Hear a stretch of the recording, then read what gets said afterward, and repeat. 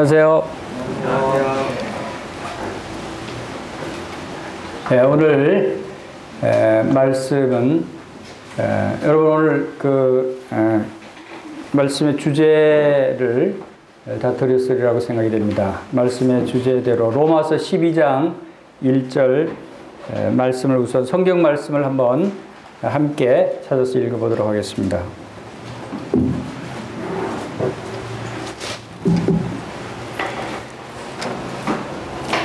로마서 12장 1절 말씀입니다. 우리 다 같이 크게 읽겠습니다. 시작. 그러므로 형제들아 내가 하나님의 모든 자비하심으로 너희를 권하노니 너희 몸을 하나님이 기뻐하시는 거룩한 산 제물로 드리라. 이는 너희가 드릴 영적 예배니라. 오늘 주제되는 말씀이 로마서 12장 1절 말씀입니다. 그리고 이 로마서 12장 1절 말씀을 통해서 주님을 만난 그러한 경험을 가진 우리 학생들, 그리고 그 주님을 만난 후에 지금 어떤 삶을 살고 있는지, 또 어떤 삶을 살아야 되는지, 이러한 부분에 대해서 우리 오늘 함께 살펴보기를 원합니다. 여러분은 주님을 만나셨습니까? 예, 여러분 주님을 만난다고 하는 것은 우리가 주님을 통해서 구원함을 얻어서 이제 주님 안에 거한다라고 하는 것을 의미합니다. 여러분들이 예수님을 믿고 구원을 받으신 분들이면 여러분은 주님을 만난 것입니다. 주님을 만나지 않고는 우리가 구원을 받을 수 없다고 하는 사실을 또 우리가 생각해 봐야 하는 것이죠. 우리가 구원을 받는다고 하는 것, 주님을 믿는다고 하는 것은 무엇을 의미하냐면 바로 하나님의 아들 되신, 우리를 구원하러 오신 예수 그리스도를 만나는 것을 의미해요. 그것을 오늘 어떻게 만나는 것이고, 또 만난 후에 우리가 무엇을 할 것인가, 내가 주님을 만난 후에 내가 무엇을 지금까지 해왔는가, 또 나를 향하신 하나님의 그 목적은, 주님을 만나게 하신 목적은 무엇인가, 또 우리가 좀 더 나아가면 예수님이 이 세상에 오신 목적이 무엇인가를 생각해 봐야 합니다. 그리고 예수님이 이 세상에 오셔서 십자가에 고난받으시고 죽으신 이유가 무엇인가, 그리고 나를 구원하신 목적이 무엇이고, 나는 이제 구원을 받은 다음에 어떤 삶을 살아야 되는가, 나를 향한 하나님의 뜻은 무엇인가, 이런 부분들을 여러분들이 오늘 잘 생각하시고 이 뜻에 합당한 삶을 살 수 있게 되기를 바랍니다. 오늘 읽은 말씀대로 바로 그러므로 형제들아 내가 하나님의 모든 자비하심으로 너희를 권하노니 너희 몸을 하나님이 기뻐하시는 거룩한 산 제물로 드리라. 이는 너희가 드릴 영적 예배니라고 한 이 말씀이 왜 오늘의 그 주제의 말씀이고 이렇게 중요한 말씀인가 하는 것을 여러분들이 생각하시길 바랍니다. 그것은 왜 우리가 산 제물로 드려져야 할까요? 왜 하나님께서는 우리를 제물로 받으시기를 원하실까요? 또 이것이 너희가 드릴 영적 예배라고 했는데, 영적 예배가 무엇일까?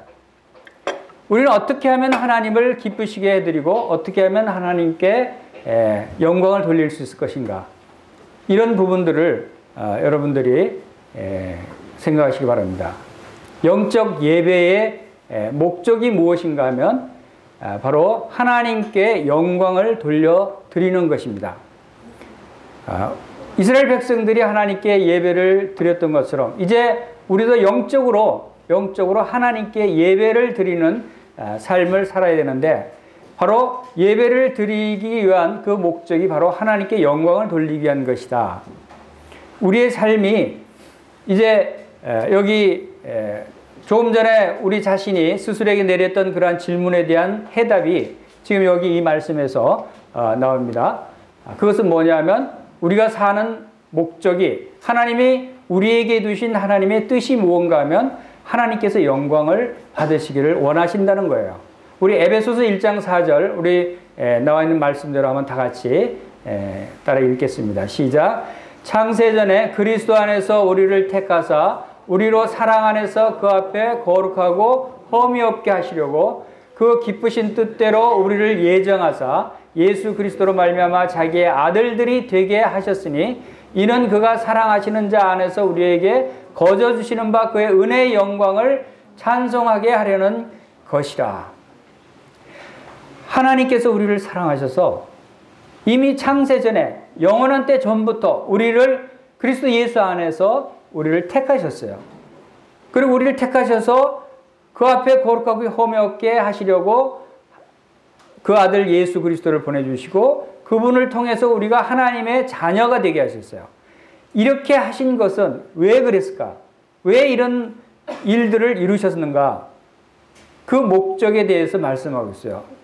그것은 뭐라고 말씀하시나요? 이는 그의 은혜의 영광을 찬송하게 하려는 것이라. 그리고 고린도전서 6장 19절에서도 다 같이 읽겠습니다. 시작. 너희는 너희 것이 아니라 값으로 산 것이 되었으니 그런즉 너희 몸으로 하나님께 영광을 돌리라. 자, 우리 몸이 우리의 것이 아니라는 거야. 주님을 만난 이후에, 주님을 믿고 구원받은 이후에 우리의 삶은 우리의 것이 아니라는 거죠. 그것은 예수 그리스도께서 우리를 값으로 사셨으니 그런즉, 그러기 때문에, 그런 뜻이죠. 그런즉 뭐라고요? 너희 몸으로 하나님께 영광을 돌리라. 이 하나님께 영광을 돌리는 것이 우리의 삶의 목적이 되어야 하는 것이에요. 그것이 하나님께서 우리를 위해서 예수 그리스도를 보내주신 목적이고 예수 그리스도께서 이 땅에 오셔서 십자가에서 고난받으시고 죽으신 목적이고 바로 우리를 구원하신 목적이 하나님께 영광을 돌리는 삶을 살아라고 하는 것이에요. 그래서 고린도전서 10장 31절에 뭐라고 말씀하십니까? 우리 다 같이 읽어봅시다. 시작. 그런즉 너희가 먹든지 마시든지 무엇을 하든지 다 하나님의 영광을 위해서 하라. 먹든지 마시든지 무엇을 하든지 하는 것은 무슨 뜻입니까? 우리의 모든 생활의 영역을 다 포함하는 것이죠. 우리의 사는 것이 먹는 거, 마시는 거, 또 학교에서 다니면서 공부하는 거, 집에 부모님께 순종하고 집안일을 돕는 거, 친구들하고 노는 것까지 우리의 모든 삶의 영역이 무엇을 위해서 그 일을 하라고요? 다 하나님의 영광을 위해서 하라. 자, 우리는 지금 주님을 만난 목적에 대해서 이제 알게 됐어요. 주님을 만난 목적이 뭐라고 그랬죠? 하나님의 영광을 위해서. 우리가 구원받은 것이 우리 자신을 위해서 구원받은 것이 아니라는 것을 우리가 알아야 돼요. 우리 개인이 지옥 가지 않고 천국에 가기 위해서 우리를 구원하신 것이 아니라는 거예요. 그것은 아주 작은 부분에 불과하다는 거예요. 더 큰, 그래서 우리는 이것을 궁극적인 하나님의 목적이다라고 우리 얘기할 수 있어요. 우리가 구원받은 궁극적인 목적은 뭐냐면 하나님께 영광을 돌리기 위해서다. 우리 여러분 수학 공부를 하죠. 수학 문제를 이제 접했는데 여러분이 해답지 보고 답은 여러분들이 알 수 있어요. 수학 문제가 주어졌는데 그 답은 알아요. 근데 그 답이 어떤 수학 공식으로 어떻게 이 답이 도출됐는지를 잘 모를 때가 있어요. 그렇죠? 선생님이 원하는 건 뭐죠? 답을 원하는 거예요. 어떻게 이 답이 나오는지를 풀어가는 것을 원하는 거죠. 왜 이 답이 나왔느냐. 여러분들이 지금 우리의 영적인 문제에 대한 답을 이제 알았죠. 우리가 어떻게 살아야 될 것인가. 내가 주님을 만난 그 후에 나는 어떤 삶을 살아야 될 것인가. 어떤 목적으로 내가 이 남은 인생을 살아야 될 것인가에 대해서 여러분들이 그 답을 이제 알았죠. 그 답은 뭐라고 했죠? 하나님의 영광. 그러면 하나님의 영광을 돌리기 위해서 그럼 어떻게 하나님께 영광을 돌릴 수 있는가? 이제 그것을 여러분들이 풀 수 있어야 돼요. 하나님께 영광을 돌리는 삶을 살 수 있어야 되는 거예요. 여러분들이 이 말씀은 잘 알죠? 하나님께 영광을 돌리는 삶을 사는 것이 우리 삶의 목적이라는 건 다 잘 알아요. 모든 그리스도인들이. 그런데 실제 삶은 그렇게 됩니까? 잘 안 돼요. 왜 그럴까요? 알면서 답은 아는데 그 답대로 살지를 못해요. 그것이 문제라는 거예요. 그것이 우리가 수학의 답을 아는데 공식으로 그것을 풀어내질 못하는 것과 똑같아요.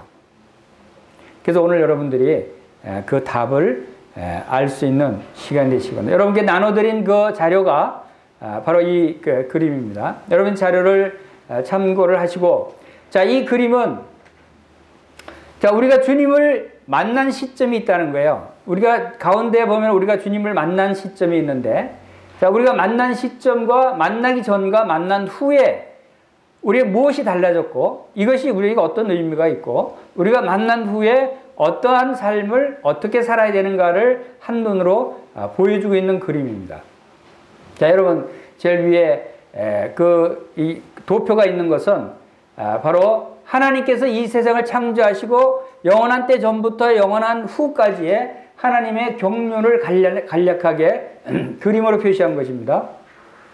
자, 이 그림을 보면은 하나님께서 이 세상을 창조하시고 나서 이제 성령님을 보내주셨어요. 성령님, 우리가 여기서 하나님이 계셨고 성령님이 계시고 예수 그리스도가 계시다라고 하는 사실을 여러분들이 오늘 분명히 알게 되시길 바랍니다. 하나님과 예수 그리스도와 성령님, 이 세 분이 어떤 분이신가, 이 세 분이 나와 어떤 관계가 있는가, 이것을 알아야 우리가 하나님께 영광 돌리는 성공적인 삶을 살 수 있다는 거예요. 자, 여기서 하나님은 우리를 사랑하셔서 이 세상에 앞으로 되어질 일들에 대한 모든 계획들을 다 세우셨어요. 그리고 예수 그리스도께서 초림하신 때 예수님이 이 세상에 탄생하시고 또 이 세상에 오셨다가 바로 예수님께서 고난받으시고 죽으셨어요. 십자가에 죽으신 것을 우리가 기억합니다. 이 십자가에 죽으신 사건이 바로 이 가운데 부분, 가운데 예수님이 초림과 예수님이 십자가에 고난당하시고 죽으신 후에 하늘로 승천하셨어요. 그럼 예수님이 하늘로 올라가셔서 지금 이 세상에 안 계시죠. 태초에 하나님이 계셨고 또 태초에 성령님이 계셨고 태초에 예수님이 계셨어요. 이 세 분을 우리가 한 하나님이라고 그래요. 그래서 이 삼위일체의 하나님께서 바로 예수 그리스도를 이 땅에 보내주셨어요. 왜 보내주셨는가 하면 우리를 구원하시기 위해서, 우리를 죄악 가운데서 건져내시기 위해서, 그리고 우리의 모든 죄를 담당하시고 십자가에서 죽으셨어요. 그리고 죽은 자 가운데 사흘 만에 부활하셔서 하늘로 올라가셨고, 하늘로 올라가신 후에 주님이 올라가시기 전에 약속을 하셨어요. 무슨 약속을 하셨냐면 내가 떠나는 것이 너희에게 유익이라. 내가 가면 바로 보혜사 성령님을 너에게 보내주겠다라고 약속하셨어요. 예수님께서 올라가셔서 성령님을 보내주시는 것이 우리에게 유익하다는 거예요. 우리에게 필요하다는 거예요. 우리가 하나님을 섬기기 위해서 꼭 필요하다고 하시는 거예요. 그래서 지금 시대는 교회 시대, 주님이 승천하신 지금 교회 시대 이 세상은 예수님이 이 세상에 계시지 않고 누가 계시죠? 성령님이 계신다는 거예요. 왜? 성령님이 우리를 위해서 성령님이 보내주셔서 성령님이 우리 안에 거하셨어요. 그래서 사도행전 2장 1절에서 바로 제자들을 위해 성령이 강림하시는 사건이 사도행전 2장 오순절날 일어났던 것을 봅니다. 그리고 성령님이 계시고 성령님이 언제까지 계시냐면 예수 그리스도께서 이제 천사장의 소리와 하나님의 나팔로 이 공중에서 강림하실 때 우리가 구름 속으로 끌어올려지는 휴거가 일어나게 되는 그때 성령님이 같이 함께 올라가고 공중에서 주를 맞이하게 되고 이제 다시 7년 환란기를 지나서 지상에 예수님이 재림하게 되십니다. 그리고 이제 천년왕국이 이어지고 영원한 세계가 이어지는 이러한 하나님의 경륜 하에서 우리가 지금 어디에 있냐면 주님을 만난 시점. 자, 이러한 시대적인 경륜 속에 우리 처음에 태어났을 때는 자연적인 인간으로 태어났어요. 여러분들이 예수님을 만나기 전에는 예수님 알지 못했죠. 그런 상태를 지금 표시하고 있는 것이죠. 그런 상태가 어떤 상태입니까? 죄인이었어요. 모든 사람이 죄를 범하였으며 하나님의 영광에 이르지 못하더니 라고 하는 로마서 3장 23절 말씀대로 모든 사람들이 죄인이었고 죄의 종이었고 죄 아래 놓여 있었어요. 그리고 신분적으로는 사탄의 자식이라고 그랬어요. 요한복음 8장 44절에서 예수님은 너희는 너희 아비 마귀에서 났다 그랬어요. 그래서 너희 아비 마귀의 욕심을 따라 너희도 행한다. 이 세상에 태어나는 모든 사람들이 바로 마귀의 자식으로 바로 마귀의 그 욕심을 따라서 행하는 그러한 상태로 태어나고 그러한 사람들은 영원히 멸망받을 수밖에 없는, 그래서 결국은 그들이 하나님의 심판을 받고 영원한 형벌을 받음으로써 지옥의 불못에 던져지는 그러한 운명적으로 그런 운명을 타고 태어났다고 하는 사실을 여러분들이 잘 아시기 바랍니다. 이것이 예수님을 만나지 못한 사람의 인생이에요. 그런데 이제 하나님께서 우리를 사랑하셔서 예수 그리스도를 보내주시고 십자가에서 죽게 하심으로 우리의 모든 죄를 담당하게 하신 이 놀라운 사실을 이제 우리에게 그 놀라운 사실을 알게 하시고 그 예수님을 만날 수 있는 만나는 사건을 우리에게 이루어 주셨어요. 그것이 바로 우리가 주님을 영접한 때이죠. 여러분들이 주님을 영접했습니까? 그러면 여러분들이 이제 주님을 만나는 것이에요. 주님을 만나는 사람은 바로 죽은 행실을 회개하는 사람이에요. 왜냐하면 그동안 죄인이었고 죄 아래 놓여있던 모든 행실들이 다 죽을 수밖에 없는 죽은 행실들이었다. 여러분들이 아무리 선한 일을 하고 착한 일을 할지라도 그것이 예수님을 만나지 못한 상태에서 자연적인 인간의 상태에서 행하는 모든 일들은 바로 죽은 행실이다. 그것은 영원히 구원받지 못하는 그러한 행실들이다 라고 하는 사실을 여러분들이 아셔야 되는 거예요. 그래서 그런 것들을 여러분들이 알게 됐고 또 그것을 회개하고 바로 하나님께서 나를 사랑하시고 나를 위해서 예수님을 보내주셨다는 이 놀라운 사실을 깨닫고 예수님을 영접하셨죠. 예수님을 영접해서 예수님께서 나의 안에 들어오시고 내가 이제 예수님을 믿는 성도로서의 삶을 살게 되는 것이 바로 주님을 만나는 사건이에요. 그것이 예수님의 십자가에서 이루어지는 것이에요. 여러분 예수님을 어디서 만나셨습니까? 라고 물으신다면 여러분 어디서 만났다고 대답하실 수 있어요? 예수님을 여러분들은 십자가에서 만나는 거예요. 십자가에서 예수님을 여러분들이 만나셔야 되는 거예요. 십자가에서 예수님과 함께 죽지 않고 십자가에서 예수님과 함께 부활하지 않으면 여러분들이 구원받지 못한다는 것을, 여러분들이 의롭다함을 얻지 못한다고 하는 사실이에요. 우리의 영적인 주님과의 만남은 그 만남의 장소는 어디였냐? 바로 십자가라는 사실이에요. 그리고 그리스도와 연합된 자의 그 모습이 바로 로마서 6장과 로마서 3장 4장에 걸쳐서 자세하게 설명되어 있는 부분이 바로 이 부분입니다. 바로 여러분들이 예수님과 연합돼서 예수님과 함께 십자가에 죽었다고 하는 사실은 예수님이 나의 모든 죄를 짊어지고 십자가에 죽은 사실을 말씀하고 있는 것이다 라고 하는 것을 보여주고 있고, 또 이제 그러고 나서 이제 새 사람이 된 우리의 영적인 모습이 바로 여기 나타나 있는 모습입니다. 우리는 이제 예수님을 통해서 의인이 됐습니다. 죄와 사망의 법에서 해방돼서 이제 예수 그리스도 안에 있는 이 놀라운 은혜로 말미암아 이제 하나님의 자녀라 일컬음을 얻게 되는, 신분적으로 하나님의 자녀가 됐어요. 하나님의 영으로 인도함을 받는 사람 곧 하나님의 아들이라 우리가 아버지라 부르니라고 로마서 8장 14절에 말씀하고 있는 것이에요. 우리가 하나님을 아버지라고 부를 수 있는 것은 바로 이러한 이유 때문에 그런 것이죠. 그리고 우리는 이제 새로운 피조물이라고 해서 그러므로 너희는 그들 중에 나와서 따로 있고 부정한 것을 만지지 말라. 이제 우리는 구별된 자라는 것이에요. 그리고 이제 우리는 새로운 피조물로 보라 새 것이 되었도다 라고 하는 고린도후서 5장 17절 말씀대로 우리는 새로운 사람, 또 새로운 피조물, 새 사람이 됐다. 그리고 이제 새로운 영으로 이제 새로 하나님을 섬기는 새로운 이 말씀이 성경에 무수히 많이 나와요. 그것은 무엇을 의미합니까? 우리는 이제 옛사람과 다르다는 것이에요.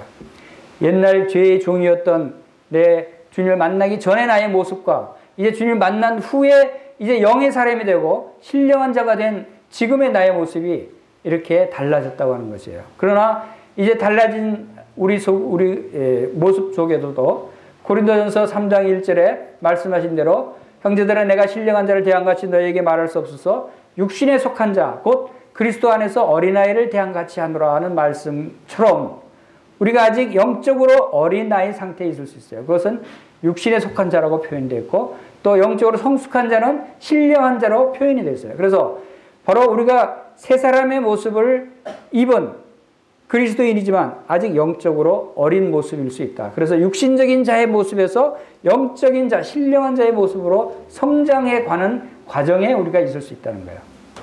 그리고 하나님께 영광을 돌리고 영적인 제물이 되기 위해서는 이제 이런 영적인 성장을 통해서 하나님께 영광을 돌려야 되는 그런 모습을 우리가 나타낼 수 있다. 그래서 이제 우리의 주님을 만난 이후의 나의 모습, 이것이 우리의 정체성이에요. 예수를 믿고 거듭난 나의 모습이 어떤 모습인가? 옛날에처럼 죄의 종으로 있던 내가 아니라는 거예요. 죄의 종에서 해방된 자라는 거예요. 그리고 신분적으로 사탄의 자식이 아니라 이제 하나님의 자녀가 됐다는 거예요. 이것은 얼마나 놀라운 것이에요? 여러분의 신분은 굉장히 대단하고 놀라운 것이에요. 그래서 하나님이 성도를 어떻게 보신다고? 존귀한 자로 보신다 그랬어요. 하나님은 여러분을 굉장히 귀한 자로 보는 거예요. 그래서 이사야서에는 존귀한 자는 존귀한 일을 계획하고 존귀한 자의 자리에 서리라고 말씀하고 있어요. 존귀한 자는 존귀한 사람답게 행동해야 된다는 거죠. 그러니까 여러분들이 이제 과거에 예수 믿지 않던 모습, 그런 모습하고는 달라졌다. 고린도서 10장 31절 말씀대로 그러므로 그런즉 너희가 먹든지 마시든지 무엇을 하든지 다 하나님의 영광을 위해서 하라. 자, 이렇게 우리가 하나님께 거룩한 산 제물로 드릴 수 있는 거룩한 자들이 됐고 의로운 자들이 됐어요. 존귀한 자들이 됐어요. 그렇기 때문에 하나님께서 우리를 산 제물로 드리라고 말씀하시는 거예요. 그리고 영적 예배를 드리라고 말씀하고 있는 것이에요. 그런데 잘 되지를 않죠. 이런 사실을 알지라도 우리가 하나님 앞에 내 삶을 온전히 드릴 수 있는 영적 예배를 드릴 수 있는 이런 모습으로 살기가 쉽지 않아요. 잘 안 되죠. 근데 하나님께서는 우리에게 할 수 없는 일을 하라고 명령하시는 분은 아니세요. 하나님이 여러분에게 거룩하라, 여러분에게 사랑하라, 여러분에게 항상 기뻐하라 라고 말씀하셔서 이걸 어떻게 내가 나 같은 사람이 어떻게 거룩한 자가 될 수 있어? 내가 어떻게 항상 기뻐할 수 있어? 라고 생각할지 모르지만 그렇게 할 수 있게 하셨기 때문에 하나님께서 그렇게 하라고 명령하시는 거예요. 그러면 무엇으로 그렇게 할 수 있느냐? 지금까지 해보니까 안 되는데. 그렇죠? 여러분 잘 안 되죠? 내가 열심히 노력해서 성경 공부를 열심히 하고 기도를 열심히 하고 선한 일을 열심히 하려고 노력했는데도 잘 안 돼요. 여전히 실패할 수밖에 없어요. 왜 그랬을까요? 그것은 바로 하나님께서 우리에게 보내주신 성령님을 의지하지 않고 내가 하려고 하니까 우리 자신 스스로가 그 일을 하려고 애를 쓰면 안 되는 거예요. 우리 육으로서는 할 수 없는 거예요. 왜 성령님을 보내주시고 그 성령님을 보내주실 때 왜 그것이 너에게 유익이라고 말씀하시냐면 성령님이 우리 안에 오셔서 그 일을 하나님을 기쁘시게 드리고 하나님께 영적 예배를 드릴 수 있게 해 주시는 분은 성령님이 아니고는 할 수가 없는 거예요. 그래서 성령님을 보내주신 거예요. 우리 안에 성령님이 계시다고 하는 사실이 얼마나 놀라운 사실이고 얼마나 축복인가를 생각할 수 있어야 돼요. 그래서 여러분 보시다시피 주님께서 올라가시고 이 땅에 안 계시지만 주님이 우리에게 말씀하셨어요. 내가 항상 너희와 함께 있으리라고 말씀하셨어요. 주님이 하늘에 계시는데 지금 나와 함께 하신다는 거예요. 그게 무슨 뜻입니까? 그것은 주님이 성령님으로 우리와 함께 하신다는 거예요. 내 안에. 너희가 고린도전서 3장 16절에 너희가 하나님의 성전인 것과 하나님의 영이 너희 안에 거하시는 줄을 알지 못하느냐 그랬어요. 우리가 하나님의 성전이라는 거예요. 하나님이 거하시는, 하나님 성령이 거하시는. 그래서 사도행전 1장 8절에 주님께서 오직 성령이 너에게 임하시면 너희가 권능을 받고 예루살렘과 온 유대와 사마리아 땅끝까지 이르러 내 증인이 되리라 라고 말씀하셨어요. 성령이 너에게 임하면 뭐가 있다고요? 권능, 권세와 능력이 있다는 거예요.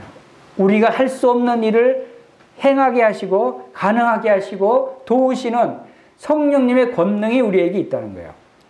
그래서 여러분들이 잘 안 되고 어렵고 할 수 없는 일이 있으면 성령님을 의지하십시오. 성령님께서 행하시도록 성령님을 믿고 의지하면 성령님께서 여러분을 위해서 그 일을 행해 주시는 거예요. 우리가 성령님을 의지하지 않기 때문에, 성령을 쫓아가는 삶을 살지 않기 때문에 우리는 실패하는 거예요. 영적으로 잘하지 못하는 거예요. 성령님 바로 하나님이셔요. 여러분 여기 삼각형 그림이 있습니다. 삼각형 그림이 무슨 뜻입니까? 위에 Father, 그 다음에 Son, Holy Spirit 이렇게 나와 있죠. 바로 아버지와 아들과 성령. 이 세 분이 가운데 God, 하나님입니다. 가운데 Father is God, Son is God, Holy Spirit is God. 근데 겉에 아버지는 아들이 아니고 아버지는 성령이 아니고 아들은 성령이 아니다 라고 얘기하지만 그러나 세 분이 다 한 분, 아버지는 하나님이고 아들은 하나님이고 성령님은 하나님이시다는 거예요.